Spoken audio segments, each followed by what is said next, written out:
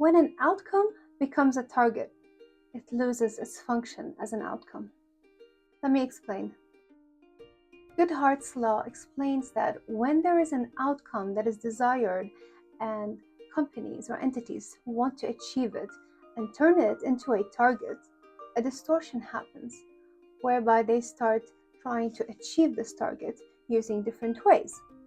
At that point, that target or that outcome no longer measures what it was measuring when it was in reality, and it just starts measuring the process of achieving the outcome instead of measuring what it really was to begin with. And that is something I often talk about, and especially in psychological sciences, we need to be aware of it. Let me give you a few examples.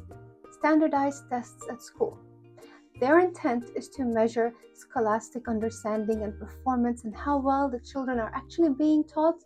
But then what ends up happening? The schools start actually using them as a metric to achieve results in the most efficient way possible. And then all we're seeing is the effect of the teaching for the test system and not what they actually had intended to begin with, which is how well the students are learning.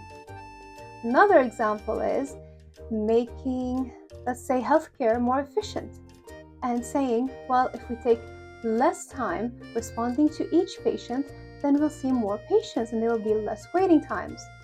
If that becomes a metric that they aim for, what ends up happening?